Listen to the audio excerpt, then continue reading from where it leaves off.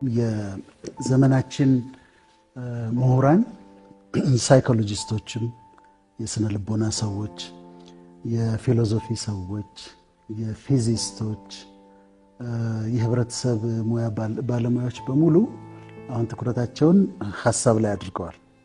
ማለት የሰው ልጅን ነገር መለወጥ የሚችለው ህብረተሰብን መለወጥ የሚችለው ሐሳብ ነው ተብሎ ስለ ሐሳብ እየታሰበ ነው። ስለዚህ ትኩረት ሁሉ ሐሳብ ላይ ሆኗል እና እያንዳንዳቸው ፊሎሶፈሮቹ፣ ሳይኮሎጂስቶቹ፣ ፊዚስቶቹ በተለያየ መንገድ ዲፋይን ያደርጉታል ሐሳብን። ግን ለተመልካቾችም እንዲቀል ለማድረግ ሐሳብ ማለት አእምሮ የሚያመነጨው ምንጭ ነው። አእምሮ የሚያብላላው ምንጭ ነው። ጅረት ነው። ወደ ሰው አእምሮ ይገባል፣ ከሰው አእምሮ ይወጣል። ከአንድ ሰው አእምሮ ወደ ሌላ ሰው አእምሮ የሚገባ ጅረት ነው። ለዚህ ነው ቶት ፍሎ የሚባለው። አሁን ሐሳብና ሐሳብ ቶት ነው፣ ማሰብ ደግሞ ቲንኪንግ ነው።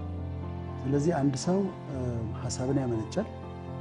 ያመነጨውን ሐሳብ ወይ በብዕሩ ወይ በአንደበቱ ያወጣዋል። የዛ ሰው ደግሞ አእምሮ ደግሞ ያንን ሐሳብ ይቀበለዋል። ስለዚህ ሐሳብ ማለት አእምሮ የሚያመነጨው ምንጭ፣ ከሰው አእምሮ ወደ ሰው አእምሮ የሚተላለፍ ጅረት ፍሎ ያለው ነው። ፊዚስቶች ግን አሁን እያሉ ያሉት እውነትም ደግሞ ትክክል ነው። ሐሳብ ኃይል ነው፣ ኢነርጂ ነው። ነገሮችን መለወጥ የሚችል በጣም ጠንካራ የሆነ ኃይል ያለው ኢነርጂ ነው እና የሰውን ሕይወት መለወጥ የሚችል ህብረተሰብን መለወጥ የሚችል ኢነርጂ ነው ብለው ይሄ ነው ዴፊኒሽን። አስተሳሰብ ደግሞ ሐሳብ ቶት ነው፣ ማሰብ ቲንኪንግ ነው፣ አስተሳሰብ ማይንድ ሴት ነው። አስተሳሰብ ሲባል ሐሳቦችን የማስብበት ቻነል ማለት ነው።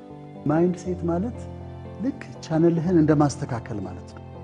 የምታስብበትን መንገድ ቻነሉን እንደ መቀየር ነው። ማሰቢያውን የሚያስብበትን መንገድ መቀየር ማለት ነው።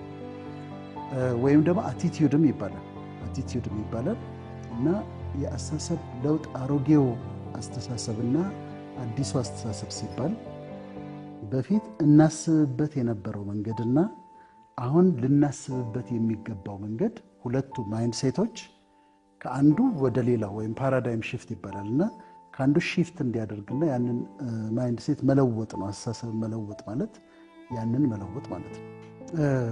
አስተሳሰብ እንግዲህ የተለያየ አለ። ዋናው ውጤቱ ነው። ሰው ብዙ አይነት ሐሳቦችን ሊያወጣ ሊያወርድ ይችላል። የተለያየ አይነት አስተሳሰብ ሊኖረው ይችላል። እነዛን ሐሳቦች ግን አስቦ የሚደርስበት ውጤት አለ፣ የሚደርስበት ኮንክሉዥን አለ። ያ የታሰበው ሐሳብ እኔ ያሰብኩት ሐሳብ ሰው ካሰበ በኋላ ደግሞ ድርጊት ያደርጋል። ሰው ካሰበ በኋላ ይናገራል። ስለዚህ የማስበው ሐሳብ ከሐሳቤ በኋላ ከአንደበቴ የሚወጣው ነገር የማደርገው ነገር በጣም ወሳኝ ነው። ድርጊቴን ስለሚወስነውና የኔንም ሕይወት የሌሎችንም ሕይወት ኢቭን አገርን አፌክት የማድረግ አቅም ስላለው የምናስበው ሐሳብ በጣም ኢምፖርታንት ነው።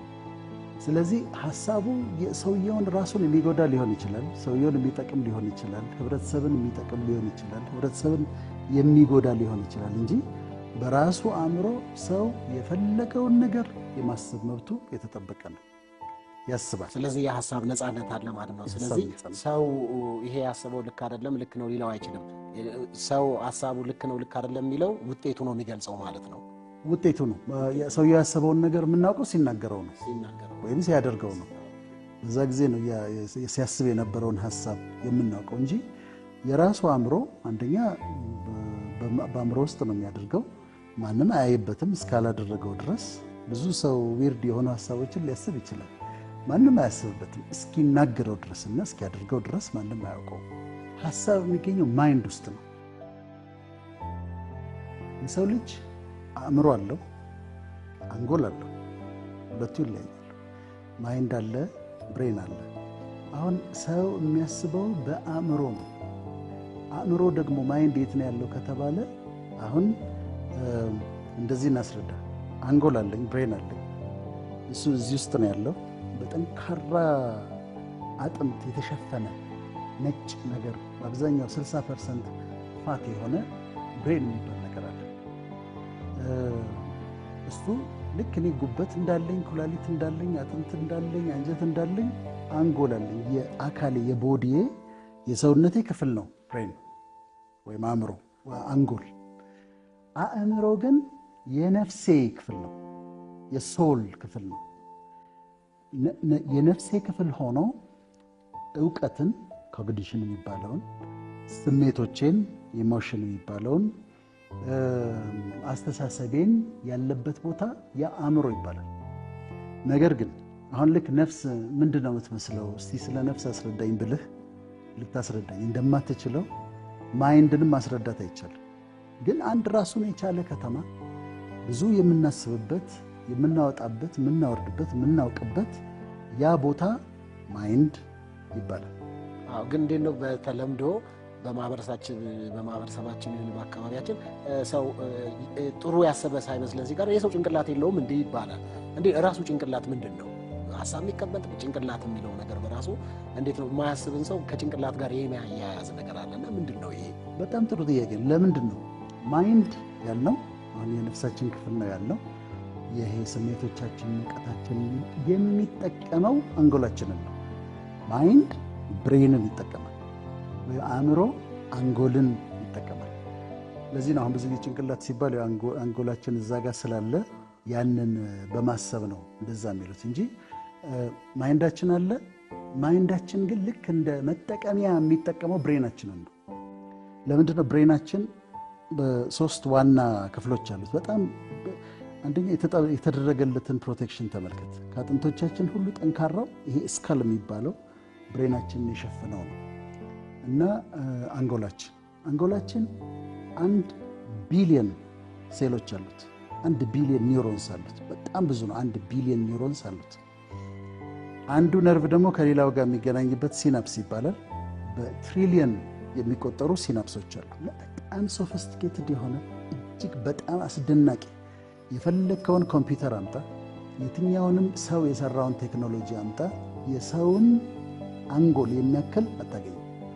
እና ከላይ ያለው ሴሬብረም የሚባለው አለ። እሱ በጣም ከፍተኛውን የሰው እውቀቱን፣ ማስታወስ ችሎታውን፣ ሜሞሪውን እንደዚህ የሚይዘው ሴሬብረም የሚባለው አለ።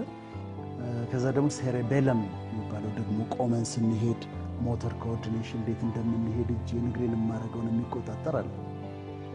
ሌላው ደግሞ ብሬን ስቴም ይባላል። ፖንስ፣ ሜዱላ እንዲህ የሚባሉት አሁን ትተነፍሳለህ።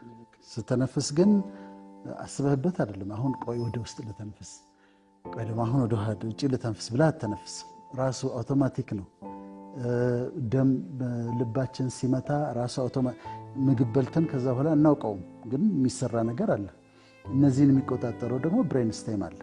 ይሄ እጅግ በጣም የረቀቀ የሰው ልጅ አንጎል በጣም አስደናቂ ነው። ከሌሎቹ የሰውነታችን ክፍሎችን ቆይቶ የታወቀ አሁንም በሙላት ያልታወቀ የሰውነታችን ክፍል ብሬን ወይም አንጎል ነው። እኔ በግሌ እንደ አገር ያስፈልጋል፣ እንደ አገር መሰበክ አለበት፣ እንደ አገር ህዝብ መማር አለበት ብዬ የምለው ነገር ፖዚቲቭ ቲንኪንግ ነው። አዎንታዊ አመለካከት ማለት ነው። አዎንታዊ አመለካከት በፖዚቲቭ ቅኝት ማሰብ ነው። ነገሮችን ብሩህ አድርጎ ማሰብ፣ ነገ ጥሩ ይሆናል ብሎ ማሰብ። እያንዳንዱን ማየት እንችላለንና ነገ ጥሩ ይሆናል ብሎ ማሰብ፣ ወንድሜ ለእኔ የሚጠቅመኝ ነው እንጂ የሚጎዳኝ አይደለም ብሎ ማሰብ፣ አገራችን መልካም ነች፣ ነገር ታድግ ነች ብሎ ማሰብ፣ እንደዚህ ፖዚቲቭ ናቸው። ኔጌቲቭ ቲንኪንግ ደግሞ የሚባለው የቂም፣ ይቅር ለማለት፣ የንዴት፣ የክፋት፣ እነዚህ ደግሞ ሀሳቦች ኔጌቲቭ ቲንኪንግ ናቸው። አሁን ትምህርት ብቻውን ያንን አያመጣም። ማለት ይሄ አካዳሚክ ትምህርት ሰው ኬሚስትሪ ተምሮ ቢወጣ፣ ባዮሎጂ ተምሮ ቢወጣ፣ ሕክምና ተምሮ ቢወጣ አስተሳሰቡ አይለወጥም። አስተሳሰቡን ፖዚቲቭ የሚያደርገው ስለ አስተሳሰብ ሲማር ነው። ለዚህ ነው ስለ አስተሳሰብ የሚያስተምሩ ሰዎች የሚያስፈልጉ። ስለ አስተሳሰብ ሲማርና ሐሳብህን መቀየር ትችላለህ። የሐሳብህን ኮንቴንት ማስተካከል ትችላለህ። በአንድ ሰው አእምሮ ላይ ወደ 60 ሺህ ሐሳብ በአንድ ቀን አንድ ሰው 60 ሺህ ሐሳብ ያስባል ተብሎ ይታሰባል። ያንተን ኮት ቀለም ያለው አስባለሁ ስለሱ እንተና ያለው አስብ ካሜራውን ያለው አስባለሁ 60 ሺህ ሐሳብ ይመጣል። ግን ሰው ሐሳብን መርጦ ማሰብ እንደሚችል ትኩረት አድርጎ በአንድ ሐሳብ ላይ ያንን ማሰብ እንደሚችል እና ሐሳቡን ፖዚቲቭ ማድረግ እንደሚችል እነዚህ አሉታዊ የሆኑትን ሐሳቦች መከልከል እንደሚችል ካስተማርከው አስተሳሰቡን መቀየር እንደሚችል ካስተማርከው ከዛ የሜንታል ትሬኒንግ ይኖረዋል። አእምሮን ያሰለጥነዋል። ራሱ በግል ያሰለጥነዋል አእምሮን። ያንን ሲያሰለጥነው ፖዚቲቭ ቲንከር ይሆናል። የሰው ልጅ በአጠቃላይ ሂዩማኒቲ አለ። ለሂዩማኒቲ ለሰው ልጅ የሚጠቅም ሐሳብ በሙሉ ፖዚቲቭ ነው። የሰው ልጅን የሚጎዳ ሐሳብ ለሂዩማኒቲ ለህብረተሰብ የሚጎዳ ሐሳብ በሙሉ ኔጌቲቭ ነው። አሁን የጥላቻን ሐሳብ ወሰዱ እንደ ምሳሌ። ጥላቻ በየትኛውም መንገድ ብታመጣው የሚጠቅምበት ነገር የለም። ሰውየውን ይጎዳል፣ ማህበረሰቡን ይጎዳል። ፍቅርን ወሰደው፣ ሰውየውን ይጠቅማል፣ ማህበረሰቡን ይጠቅማል። ስለዚህ ለሂዩማን ኤግዚስተንስ ለሰው ልጅ በአጠቃላይ ለሂዩማኒቲ ይጠቅማል የምትላቸው ሐሳቦች በሙሉ ፖዚቲቭ ሐሳቦች። ለሰው ልጅን የመጉዳት አቅም ያላቸው ደግሞ እነሱ ኔጌቲቭ አዎንታዊ ሐሳቦች ናቸው። አሁን እንግዲህ ይሄ የፖዚቲቭ ቲንኪንግ ትምህርት በአጠቃላይ ህብረተሰብ ቢማር ህዝብ ቢማር እኔ ለምሳሌ ተመሬው አስቤበት ነው ራሴን አሁን ፖዚቲቭ ቲንከር ነኝ ብዬ አዎንታዊ አስተሳሰብ አለኝ ብዬ አስባለሁ። ግን ስለ አስተሳሰቤ አስቤ አዎንታዊ ሐሳብ ሊኖረኝ ይገባል ብዬ አስቤበት ያመጣሁት ነው። አንድ ምሳሌ ልንገርህና ለምን አሁን ያንተን ፕሮግራም እንዴት አስፈላጊ እንደሆነ እንዴትም ለህዝብ ሊጠቅም እንደሚችል ላስረዳ። አሜሪካ ዩናይትድ ስቴትስ ኦፍ አሜሪካ ከ1929 እስከ 1935 ድረስ ኢኮኖሚ ክራይሲስ ውስጥ ነበሩ። ግሬት ዲፕሬሽን ይባላል። ትልቅ የኢኮኖሚ ቀውስ ውስጥ ነበሩ። ከዛ ደግሞ እንደገና ከ1939 እስከ 1945 ሁለተኛ የዓለም ጦርነት ነበር። ሁለተኛ የዓለም ጦርነት ወደ 40 ሚሊዮን ሰው የሞተበት ነው። ሁለተኛ የዓለም ጦርነት በዚህ ግሬት ዲፕሬሽን በሚባለው የኢኮኖሚ ክራይሲስ እና ባሳለፉት የሁለተኛው ዓለም ጦርነት ምክንያት በ1940ዎቹ እና በ1950ዎቹ አሜሪካ ችግር ውስጥ ነበረች። ህዝቡ ተስፋ ቆርጦ ነበር። አሁን ይሄ ግሬት ኔሽን ምናምን ብሎ ነገር የለም። በጣም ተስፋ የቆረጡበት የአሜሪካ ህዝብ የቆዘመበት ጊዜ ነበር። ከዛ ውስጥ ህዝቡን መንጭቆ አሜሪካንን የሚያክል ታላቅ ሀገር መንጭቆ ያወጣው አንዱ ፋክተር ፖዚቲቭ ቲንኪንግ። የፖዚቲቭ ቲንኪንግ አባት የሚባሉት የአዎንታዊ አስተሳሰብ አባት የሚባሉት ኖርማን ቪንሰንት ይባላሉ። ኖርማን ቪንሰንት ፐርል ይባላሉ። እና በዛ ተስፋ በተቆረጠበት ዓለም ውስጥ እየተነስተው እሳቸው ነገ መልካም ነው የሚሆነው፣ ብራይት ነው፣ አሜሪካ እኮ ታድጋለች፣ ከዚህ ውስጥ እኮ እንወጣለን፣ እንደገና እንነሳለን፣ የወደመው ነገር ሁሉ ይሰራል እያሉ ፖዚቲቭ ቲንኪንግን ማስተማር ጀመሩ። አሁን ከዛ ከዲፕሬሽን ውስጥ ለመውጣታቸው ፖዚቲቭ ቲንኪንግ እንደሰራ 5 ፕሬዝዳንቶች መስክረዋል። ጆርጅ ቡሽ፣ ትልቁ ጆርጅ ቡሽ፣ የጆርጅ ደብሊው ቡሽ ሳይሆን ትልቁ ጆርጅ ቡሽ፣ ሪቻርድ ኒክሰን፣ ፎርድ፣ ጆንሰን፣ ጂሚ ካርተር 5 ፕሬዝዳንቶች የኖርማን ቪንሰንት ፐርል የፖዚቲቭ ቲንኪንግ አስተምህሮ አሜሪካንን ከዲፕሬሽን ለመውጣቷ እንደ አገር እንደ ህብረተሰብ ከዛ ከነበረችበት ለመውጣቷ ከፍተኛ አስተዋጽኦ አድርገዋል ብለው ካሜራ ፊት ቀርበው ተናግረዋል። ያ ማለትም ማለት ነው ሐሳብ ኢማጂን የህዝብን አስተሳሰብ አዎንታዊ በማድረግ ወድቃ የነበረች መሬት የያዘች ከዛ ከሁለተኛው ዓለም ጦርነት በኋላ ከኢኮኖሚ ክራይሲስ በኋላ ተስፋ ቆርጦ የነበረውን ቆዝሞ የነበረውን ህዝብ እንደገና ወደ ግሬትነስ ወደ ታላቅነት እንዲመጣ ካደረገው ከዋነኛ ፋክተሮች አንዱ የህዝቡን አስተሳሰብ መለወጥ ነው። ህዝቡ በቅን መንገድ እንዲያይ፣ ቅን አስተሳሰብ እንዲኖረው የህዝቡን አስተሳሰብ መቀኘት፣ ማይንድ ሴቱን ማስተካከል በጣም መጠንቀቅ አለባቸው። በተለይ በአሁኑ ሰዓት፣ በተለይ አሁን ሀገራችን ባለችበት ሰዓት ሚዲያ ላይ የምትነገር እያንዳንዷ ነገር እናንተ አሁን እስከምናወራትን ጨምሮ እያንዳንዷ ነገር በጥንቃቄ ነው መነገር ያለባት። ምክንያቱም ሰው አንዱ ሐሳብን የሚያገኘው ከሌላ ሰው ነው። ሌላ ሰው ሲናገር ነው ሐሳብ ውስጥ የሚገባው። ዘረኝነት ከተሰበከ እውነትም የኔ ግን ጎሳ ምንድነው ብሎ መጠየቅ ይጀምራል። ጥላቻ ከተሰበከ በቂም ከተሰበከ እውነትም እኮ እንዲያርገውናል እነዚህ ሰዎች ወደ ማለት ይጀምራል። ስለዚህ የሚናገረው ሰው በተለይ ተደማጭነት ያለው ሰው የሚናገረው ነገር በጣም መጠንቀቅ አለበት። ሰው ለምሳሌ በእባብ ሲነደፍ ወይም ቶክሲን ነገሮች ሲጠጣ ብቻ ቶክሲን ሰውነት ውስጥ ሲኖር ያንን ዲቶክሲፋይ ማድረግ ይቻላል። መርዙን ቶክሲኑን ማጥፋት ይቻላል። አሁን ከህዝባችን ላይ ሲዋርድ የመጣውን ቶክሲን ዲቶክሲፋይ ማድረግ አለብን። እዚህ ጋር ልናስቆመው ይገባል። እዛ ጋር አንድ ንጉሥ እንደዚህ ተናገሩ እና ታዲያ እኔ ምን ላድርግ ማለት እሳቸው ተናገሩ።